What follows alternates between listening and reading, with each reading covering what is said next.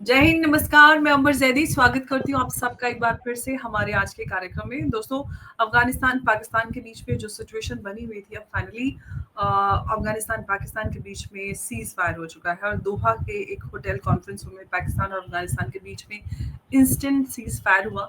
लेकिन इस डील के पीछे क्या कुछ कहानी छुपी है, उस पर हम बात करेंगे। चाइना और ईरान और टर्की की बात करें तो तीनों ने इस एग्रीमेंट का स्वागत किया है, पर सवाल ये है कि जो रीजनल पीस को लेकर सारी चीज़ें हो रही हैं, क्या ये सब कुछ रीजनल पीस के लिए हो रहा है या फिर एक नया जो पावर गेम है वो शुरू हो रहा है?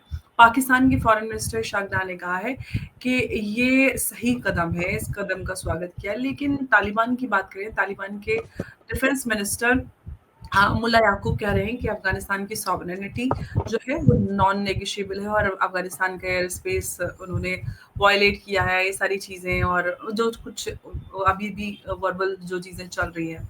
अब हम सवाल ये करेंगे कि दोहा जो ये डील हुई है, क्या वाक़ई में ये पीस डील है?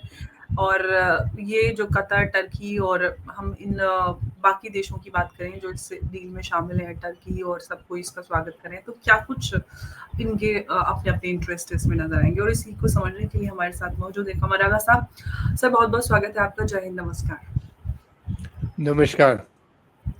बहुत धन्यवाद सर। सर, जिस तरह से सिचुएशन बनी हुई थी और पहले टेम्परेरी सीज़ फायर, फिर उसके बाद ये अब फाइनली सीज़ फायर हो गया है। क्या इसको वाक़ई में हम टेम्परेरी सीज़ फायर कहें या परमानेंट सीज़ फायर है? सीरियस इंटेंट के साथ हम कहें कि ये पीस डील हुई है या फिर फोटो ऑफ पीस डील है? देखिए, अफगानिस्तान में जो तालिबान है वो तो चाहेंगे कि पीस रहे, लड़ाई ना हो। उससे वो और कमज़ोर होंगे, लड़ाई होगी, सारा अटेंशन उनका युद्ध में लग जाएगा। और दूसरी बात ये कि वो इस वक्त चाहते हैं कि थोड़ा सा डेवलपमेंट हो। गौरतलब बात ये है कि तालिबान जो है अफगानिस्तान के अंदर, इनकी बहुत ज़्यादा पॉपुलैरिटी नहीं है। ये 42% इनकी पॉपुलेशन है, सबसे बड़ा ग्रुप है। 52% माइनॉरिटीज हैं जो इनको नहीं मानती। फिर यही 42% में अधिकतर वीमेन इनके साथ नहीं है और एक बड़ा सेक्शन नहीं है। तो इनका प्लान ये है कि भाई अगर हम डेवलपमेंट करेंगे, कुछ थोड़ा बहुत जॉब क्रिएट करें, हमारे पास काफ़ी रिसोर्सेज हैं नेचुरल, तो हम बाकी कम्युनिटी को भी विन ओवर कर सकते हैं। दूसरी बात यह है कि तालिबान जो है पाकिस्तान की, इनका बड़ा सपोर्ट बेस जो है वो पाकिस्तान में खैबर पख्तूनख्वा में है, जहाँ पे इनके मदरसे हैं, जहाँ से ये निकल के बाहर आए हैं। तालिबान वहीं के हैं पढ़े हुए सब। पाकिस्तान में जो अफगान मदरसे थे उसके ये तालिब इल्म है। तो ये लोग तो ये देखिए, वो सीज फायर तो एक्सेप्ट, लेकिन क्या तालिबान, तहरीक तालिबान पाकिस्तान की जो है उसको रोक पाएगा? वो तो जो टारगेट कर रहा है वो करता रहेगा। उसमें बहुत से ग्रुप हैं, बहुत शक्तिशाली हैं। फिर एरिया जो है वो काफ़ी हिली ट्रैक्स हैं वहाँ पे बॉर्डर के ऊपर, जहाँ से वो छिप के आते हैं जाते हैं, ये भी नहीं पता कहाँ पाकिस्तान है कहाँ अफगानिस्तान है। फेंसिंग कुछ एरियाज में की है, और फेंसिंग से कौन रोक सकता है इन लोगों को? तो अब फिर ये लोग काफ़ी ट्रेंड हैं और ये सब जानते हैं कहाँ पाकिस्तानी मिलिट्री एसेट्स हैं, उनको ये टारगेट करते रहते हैं, वो करते रहेंगे, उनको ये नहीं रोक सकते। तो कितनी पाकिस्तान जो ये सोच रहा है कि हम तालिबान को दबा देंगे और प्रेशर डाल के, और फिर उसके बाद हम चाहेंगे कि सीज फायर हो जाए। ठीक, सीज फायर तो हो गया, लेकिन तालिबान को कैसे कंट्रोल करेंगे? वो अभी तक तो कर नहीं पाए। वो हर बयान, हर चीज का जो उनके यहाँ जो समस्या होती है, पहले भारत के ऊपर ब्लेम करते हैं कि भारत की वजह से हो रही है। अब वो अफगानिस्तान के तालिबान को, जो कि उनके अलाई थे, उनको ब्लेम करते हैं। खुद वो अपनी सिचुएशन को ठीक करते नहीं। इंटरनल सिचुएशन बहुत खराब है। खैबर पख्तूनख्वा बहुत पिछड़ा हुआ एरिया है और ये कभी अफगान जो पश्तून एरिया है उसका पार्ट होता था। Second and third Anglo Afghan war जो थी, जब अफगान हार गए तो अंग्रेजों ने एक पार्ट को काट के, ये खैबर पख्तूनख्वा जिसे अब ये कहते हैं, उसको पाकिस्तान, उस समय का जो भारत था, ब्रिटिश इंडिया से जोड़ दिया। अब वो तालिबान चाहते हैं कि वो वापस आए तालिबानी नहीं, उससे पहले की भी जो हुकूमतें थीं, किंग ज़हीर शाह के वक़्त में भी, उससे पहले भी हमें कभी भी उन लोगों ने डूरन लाइन को एक्सेप्ट नहीं किया है। समस्या बहुत जटिल है, जो आसानी से नहीं हल हो सकती। पाकिस्तान के अंदर जो इंटरनल प्रॉब्लम्स हैं वो बहुत जटिल हैं और उनका कोई समाधान पाकिस्तान की गवर्नमेंट के पास है नहीं। ना पॉलिटिकल लीडरशिप नज़र आती है स्ट्रॉन्ग, और ना ही आर्मी जो है जिस तरीके का पैच वर्क करती है, वो अब मुश्किल है। बलूचिस्तान के भी हालात बहुत ख़राब हैं। सर, हम बात करते हैं इस पूरे सीज़ फायर की, तो चाइना, टर्की, ईरान इन्होंने एकदम जमकर बढ़कर स्वागत किया तुरंत और सपोर्ट कर दिया। सवाल ये है कि क्या इंटरेस्ट है इन तीनों अगर देशों की बात करते हैं, चाइना, ईरान और टर्की, क्या ये भी कह सकते हैं कि ये एक एंटी वेस्ट लाइन डिप्लोमेसी है, उसमें एक नए चैप्टर की शुरुआत हो रही है? देखिए, ये तीनों देश जो हैं इनके अच्छे संबंध हैं अफ़गानिस्तान से। चाइना का इकोनॉमिक इंटरेस्ट है, स्ट्रेटेजिक इंटरेस्ट है और वो चाहेगा वहाँ पीस रहे। चाइना चाहता है कि वहाँ पे जो बड़े-बड़े उसके भंडार हैं नेचुरल रिसोर्सेस पे, उसको एक्सप्लॉइट करना चाहता है, उसको निकालना चाहता है। वहाँ पे लिथियम है, कॉपर है, आयरन ओर है और इस तरह की और भी बहुत गैस है, तेल है, ऑयल है। तो ये सारी चीज़ें हैं वहाँ पे ऊपर जिसके ऊपर चाइना की नज़र है। और क्योंकि चाइना का इस अफ़गानिस्तान से बॉर्डर भी मिलता है, हालाँकि बॉर्डर बहुत छोटा है, बड़ा नहीं है, फ्यू हंड्रेड किलोमीटर्स का है। लेकिन ये कि वो इम्पोर्टेंट हो जाता है, अगर इंस्टेबिलिटी बढ़ती है तो उनके लिए प्रॉब्लम हो जाता है। और फिर ये भी है कि ईरान का भी बड़ा बॉर्डर है अफ़गानिस्तान के साथ। अगर अफ़गानिस्तान के अंदर इंस्टेबिलिटी बढ़ती है तो मिलियंस की तादाद में रिफ्यूजी जो है ईरान में जाते हैं और फिर वहाँ भी एक बड़ी समस्या खड़ी हो जाती है। टर्की इस्लामिक वर्ल्ड की लीडरशिप के चक्कर में लगा रहता है। उसको लगता है कि पाकिस्तान अगर युद्ध होगा तो पाकिस्तान और कमज़ोर हो जाएगा, इसमें कोई शक नहीं। पाकिस्तान तो अफ़गानिस्तान तो है ही कमज़ोर, मगर पाकिस्तान के लिए वो काफ़ी भारी है अगर लंबा युद्ध चल जाता है। और पाकिस्तान का डिसइंटीग्रेशन भी संभव है क्योंकि Baloch liberation army, Baloch liberation front, इस तरह की बहुत से संस्था बलूचिस्तान में है। खैबर पख्तूनख्वा के भी लोगों ने रिवोल्ट कर रखा है। तो ये सबको देखते हुए टर्की चाहता है कि भाई अमन शांति बना रहे और वो एक लीडर के रूप में भी इमर्ज करना चाहते हैं इस तरह के स्टेटमेंट दे के। हालांकि उनकी कोई सपोर्ट बेस बड़ा नजर नहीं आता पब्लिक के अंदर नहीं। हाँ, पाकिस्तान से उनके बड़े घने संबंध हैं। सर, ईरान की हम बात करते हैं, तो ईरान की जो ये उन्होंने इसको एकदम से इंस्टेंटली स्वागत किया है, तो क्या ये कह सकते हैं कि ईरान की अभी इज़राइल और उसके साथ जो चल रहा है, उस सब के चलते वो अपने ईस्टर्न बॉर्डर को सिक्योर करना चाहता है, इसीलिए हम उसमें देख रहे हैं कि वो एकदम से स्वागत किया है? नहीं, बिल्कुल ठीक कहा आपने। वो अपना ईस्टर्न बॉर्डर सिक्योर करना चाहता है। फिर ये भी है कि इन्फ्लक्स होगा बहुत बड़ी संख्या में अफ़गान रिफ्यूजी का उनके यहाँ, और ऑलरेडी उनके यहाँ बहुत हैं, काफ़ी को तो वो निकाल रहे हैं, अब बाहर वहाँ से भेज रहे हैं। और ये भी है कि वो इस समय अपने को प्रोटेक्ट करने में लगे हैं। उनको डर ये लगा है कि दोबारा से कहीं इज़राइल, अमेरिका उनके ऊपर अटैक ना करें, और ऐसा लगता है जिस तरीके से आर्मी बिल्डअप हो रही है उस पूरे क्षेत्र में, फिर अमेरिका ये भी डिमांड कर रहा है कि अफ़गानिस्तान का जो बगराम बेस था, वो वापस लेना चाहते हैं वहाँ के ऊपर। तो ये सारी बातें हैं। और तालिबान फ़िलहाल मना कर रहे हैं, देने से इनकार कर रहे हैं। तो उनको लगता है अगर तालिबान कमज़ोर हो जाएँगे तो फिर तो बगराम एयरपोर्ट ले लेंगे। हालाँकि वो बगराम एयरपोर्ट वैसे भी ले लेंगे। एक दिन आप देखिएगा उनकी सेना वहाँ आ जाएगी, इसलिए कि उनके कुछ लोग ऑलरेडी हैं मेंटेनेंस के नाम पे, इसके नाम पे, वो उसी को दिखाएँगे करके, मतलब आ सकते हैं जिस तरह से अमेरिकन्स ने पहले किया है बहुत से देशों में इस तरह की बातें, पुरानी ट्रीटीज़ को रिवोक किया है या उसके माध्यम से इंटरवीन कर दिया। तो इस तरह की बातें हैं। तो अगर, और दूसरी बात ये है कि बॉर्डर बहुत बड़ा है अफ़गानिस्तान और ईरान के बीच में, तो उनके लिए अफ़गानिस्तान में अमन, शांति और डेवलपमेंट जो है, वो बहुत इम्पोर्टेंट है ईरान के लिए। जी लेकिन सर अगर भारत की बात करते हैं तो क्या ये सीज़ फायर इंडिया के लिए जो एक कह सकते हैं कि किस तरह का वो करता है? क्या भारत का जो रीजनल इन्फ्लुएंस है उसके लिए चैलेंज है? क्योंकि हम देख रहे हैं कि टर्की और इसमें चाइना और कतर एक साथ मिलकर इसका मीडिएशन करा रहे हैं। कतर है जो मीडिएशन करा रहा है, कतर के पीछे अमेरिका है, हुँ, जो नहीं चाहता कि वहाँ पे कोई बड़ा युद्ध हो, पाकिस्तान कमज़ोर हो, और फिर उसके बाद ये है कि वो बरगाम एयरपोर्ट भी चाहता है वहाँ पे। तो वो अमेरिकन ज़्यादा हैं। टर्की का मैं नहीं समझता कि बहुत ज़्यादा इन्फ्लुएंस अफ़गानिस्तान पे है। एक तो डिस्टेंस बहुत है, और दूसरी बात ये है कि क्योंकि टर्की पाकिस्तान के साथ खुल के खड़ा है, जो तालिबान को नहीं पसंद है।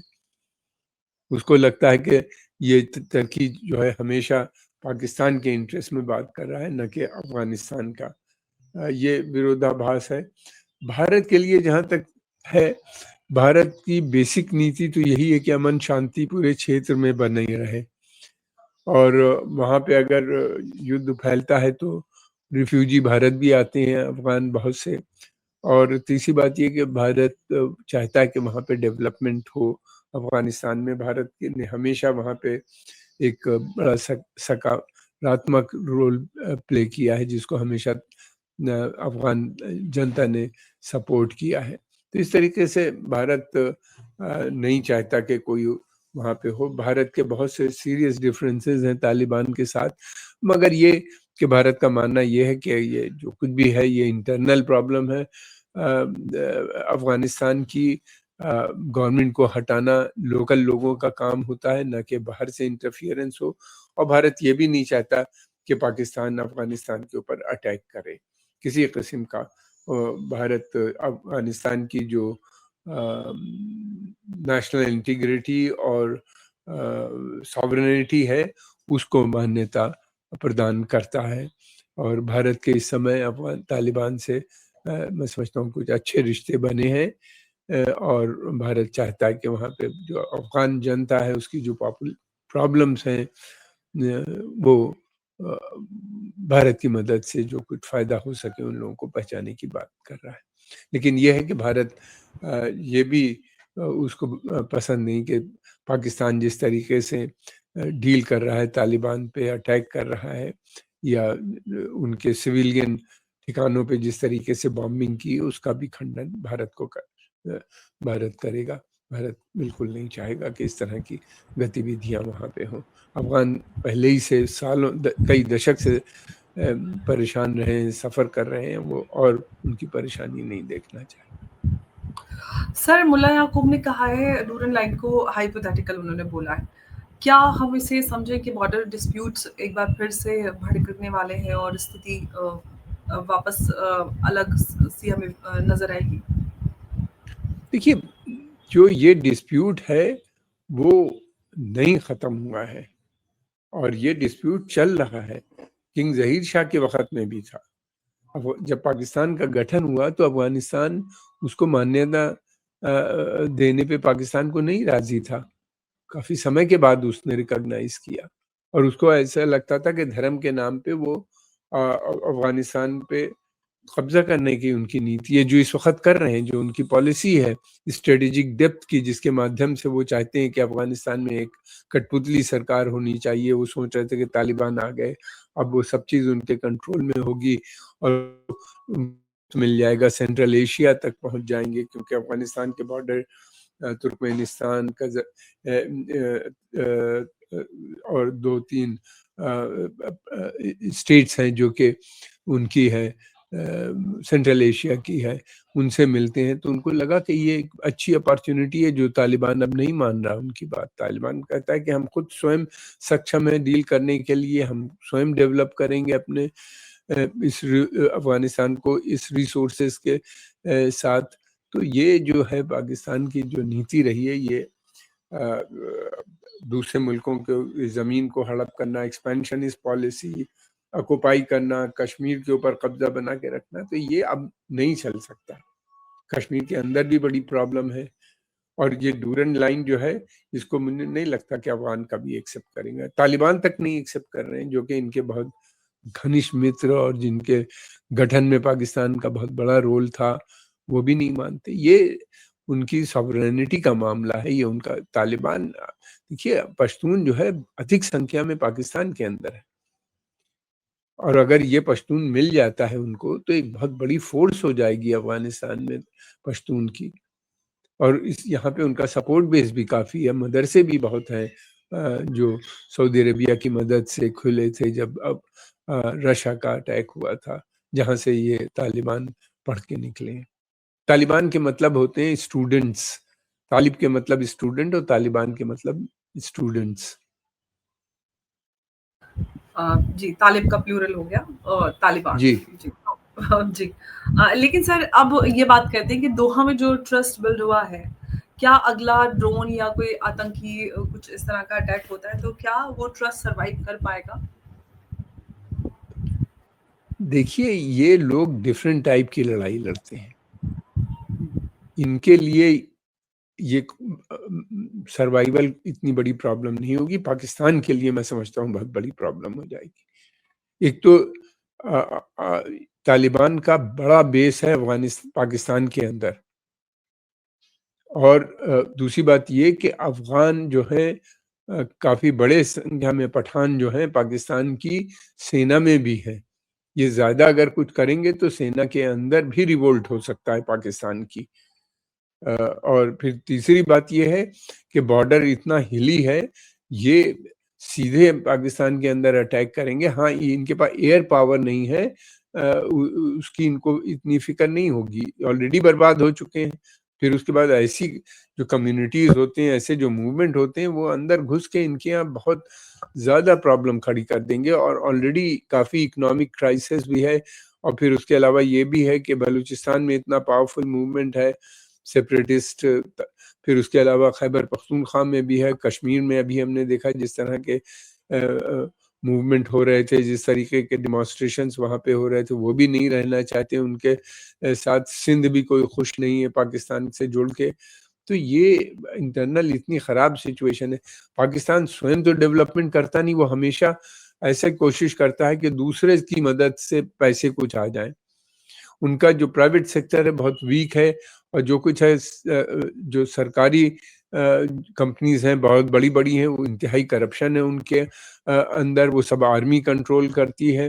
फिर दूसरी तरफ ये है कि कोई ऐसा उन्हीं ने एग्रीकल्चर डेवलपमेंट में भी जिस तरह का ध्यान देना चाहिए था नहीं था, बड़े-बड़े डैम्स और ये सब कुछ नहीं बनाया, बरसात के पानी को रिस्टोर नहीं किया प्रॉपरली। अब उनके यहाँ फिर दूसरी बात ये कि अब उनके यहाँ जो इस साल बाढ़ आई है, उसने उनकी एग्रीकल्चर को भी बहुत बर्बाद किया है, पंजाब की जो कि सबसे बड़ा बेस था एग्रीकल्चर का। ये सब काम तो वो करते नहीं। चाइना की मदद से 40-50 बिलियन लिया है, उससे पहले अफगानिस्तान वॉर के चक्कर में 40-50 बिलियन उन्हीं ने अमेरिकन से ले लिया। अब अमेरिका ने दोबारा उनको इंगेज कर रहा है, ईरान के खिलाफ चाहता है, अगर युद्ध होता है तो पाकिस्तान एक बेस बनेगा। तो इस वक्त जनरल मुनीर बहुत अच्छे उनके मित्र हो गए हैं, और ट्रम्प साहब तो हर जगह उनकी तारीफ करते हैं, प्राइम मिनिस्टर के सामने आर्मी चीफ की तारीफ करते। तो ये जो चीज़ें हैं, दोबारा से इंगेजमेंट हुआ है, चाइना उससे खुश नहीं है। क्या होगा ये तो आने वाला समय बताएगा। और ये अमेरिका किसी को पैसा फंड ट्रम्प साहब की नीति नहीं है कि फंडिंग करे, या कोई जो एड एजेंसीज वगैरह सब खत्म कर दिए उन्हीं ने। तो अब जो भी है, लेकिन उन्हीं ने इतना इंतजाम करा दिया कि सऊदी अरेबिया से इनकी जो मिलिट्री अलायंस हुआ है, उसकी वजह से सऊदी अरेबिया इनको कुछ फंडिंग दे देगा, इनकी कुछ कंपनीज को खरीद भी सकता है। वो हुए यूएई हुए, कतर हुए, बहरैन हुए, जैसा अमेरिका चाहे, उससे कुछ दिनों के लिए ये इनके पास फंड आ जाएंगे। फिर तो जो इनके वर्कर सर काम इसी बात करते हैं से अरब देश में, जी। वो इनके वर्कर पाकिस्तानी मूल के लोग जो अफगान अरब देशों में काम कर रहे हैं, खाड़ी के खास तौर से पर्शियन गल्फ रीजन में, वो उनका आ जाता है रेमिटेंसेस 20-25 बिलियन डॉलर। तो सब जोड़ जाड़ के कुछ दिनों के लिए आर्मी का फायदा हो गया, जनता इसी तरह पिटती रहेगी। देखिए, कोई जी। प्लानिंग तो नजर आती नहीं डेवलपमेंट की मेजर। सर पाकिस्तान से जुड़ा एक और सवाल, क्या पाकिस्तानी सीज फायर का इस्तेमाल इंटरनेशनल सिंपैथी और आईएमएफ लिवरेज के लिए भी करेगा? क्योंकि पाकिस्तान को तो मौका चाहिए होता है मतलब अल्लाह के नाम पे मांगने के लिए कुछ ऐसा। आई डाउट, पाकिस्तान के लिए सिंपैथी है नहीं पूरी दुनिया में।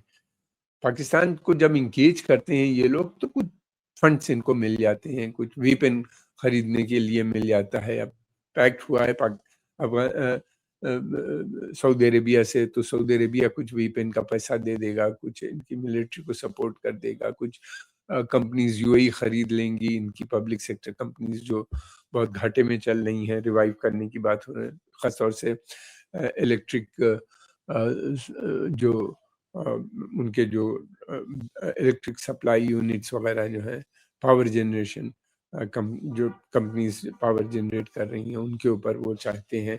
लेकिन इन सब के लिए जरूरी है कि पाकिस्तान के अंदर भी अमन शांति होना चाहिए।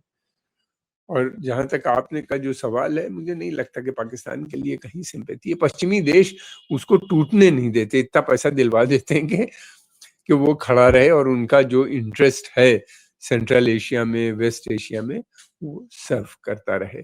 जो प्रो अमेरिकन रिजीम्स हैं पश्चिम एशिया की, उनके यहाँ जो इंटरनल प्रॉब्लम्स हैं उसके लिए ये अपनी फौज भेज सकते हैं, वहाँ पे जाके कुछ मदद कर सकते हैं। लोकल उनकी जो सिक्योरिटी एजेंसीज वगैरह हैं, जैसा कि इन्हीं जॉर्डन में एक बार कर चुके हैं, तो इस काम के लिए ये इनको इंगेज किया गया है अमेरिकन की मदद से। सऊदी अरेबिया, अमेरिका ने अलाउ किया, और इनका सऊदी अरेबिया से काफी समय से मिलिट्री कोऑपरेशन है, काफी डीप। एक और बस आपसे लास्ट क्वेश्चन है मेरा। क्या जिस तरह से हमने देखा कि टर्की और कतर का मीडिएशन रहा है, तो इसमें हम यूएस और इंडिया को साइडलाइंड होते हुए देख रहे हैं इस पूरे सीन में? नहीं, मैं नहीं समझता भाई। टर्की का जो है ये काफी आइसोलेटेड कंट्री है। आप देखिए इसके नेटो का मेंबर है, लेकिन नेटो में और यूरोपियन यूनियन इसको पसंद नहीं करते। यूरोपियन यूनियन का मेंबर बनने के लिए ये पता नहीं क्या दशक से कोशिश कर रहे हैं, मगर वो लेने पे नहीं तैयार है। नेटो के मेंबर हैं, इनके टेंशन रहता है ग्रीस से और दूसरे कंट्री साइप्रस से, जो यूरोपियंस को नहीं पसंद है। ये है, और फिर उसके अलावा ये भी है कि ये हर चीज में दखल देते हैं। इसराइल भी इनसे खुश नहीं है, जो कि बहुत इंपॉर्टेंट एलाई है पश्चिम देशों का। और फिर उसके अलावा ये कि इस्लामिक देश की जो लीडरशिप चाहते हैं वो कभी इनको मिल नहीं सकती, इसलिए कि कौन पाकिस्तान इनको प्रमोट करता है। पाकिस्तान की छवि इस्लामिक वर्ल्ड में बहुत खराब है, फेल्ड स्टेट के रूप में देखी जाती है। तो मुझे नहीं लगता कि भारत के लिए कोई ऐसी बड़ी समस्या है, या कोई भारत की मेन जो समस्या है जिस पे भारत लगा रहता है वो ये है कि इकोनॉमी की ग्रोथ 6% से बढ़ के 8% हो जाए, डेवलपमेंट जारी रहे, और ये है कि एक ग्लोबल पावर के शक्ल में इमर्ज हो जाए, जिसके लिए भारत चाहता है अमन शांति रहे। और वो उसके लिए लगातार काम हो रहा है यहाँ पे। और हमने बहुत से सेक्टर्स में तेजी से तरक्की हो रही है हमारी, हाई टेक सेक्टर्स में खास तौर से। ये है, इंडिया चाहता है कि भारत जो है एक बड़ा ग्लोबल प्रोडक्शन हब, यानी दुनिया भर के सारी बड़ी बड़ी कंपनीज भारत में आए, निवेश करें, इन्वेस्ट करें, अमन शांति बनी रहे, ताकि फॉरेन इन्वेस्टमेंट आए, जो आ भी रहा है। चाइना अमेरिका के टेंशन के बाद से काफ़ी अमेरिकन कंपनीज यहाँ सोच रही हैं, हालांकि उनके ऊपर भी काफ़ी अमेरिकन अब प्रेशर है प्रेसिडेंट ट्रम्प का। लेकिन अभी तक तो मुझे नहीं लगा कि कोई छोड़ के जा रही हो कंपनी। आईफोन वगैरह सब जो यहाँ पे बन रहा है, ये बहुत हाई टेक सेक्टर्स की चीज़ें हैं, वो वैसे ही बन रहे हैं। हालांकि प्रेसिडेंट ट्रम्प का काफ़ी प्रेशर है इन कंपनीज में, लेकिन वो लोग जाने पे तैयार नहीं। तो इंडिया का जो बेसिक है अप्रोच, ग्लोबल साउथ में भारत एक बहुत बड़ा लीडर है। हमेशा से उसने जो पिछड़े हुए देश हैं उनके कॉज को सपोर्ट किया है, उनको प्रमोट किया है। तो भारत की एक छवि अफ्रीका में, एशिया में और अब लैटिन अमेरिका में भी नजर आती है। बिल्कुल सर, आपने सही कहा। भारत हमेशा अफ़गानिस्तान से लेकर पूरे, अगर हम ग्लोबल साउथ की बात करते हैं, सभी पिछड़े देशों को भारत सपोर्ट करता है और उनको एक सस्टेनेबल इकोनॉमी बनाने में उनकी मदद कर रहा है। अफ्रीका को हम देखें, जिस तरह से अफ्रीका को G21 में लाकर G21 किया है, तो जो भारत का कार्य है वो हमेशा नज़र आता है। सर बहुत-बहुत आपका धन्यवाद हमारे साथ इस अहम चर्चा में जुड़ने के लिए। नमस्कार, जय हिंद। धन्यवाद। जय हिंद। जय हिंद।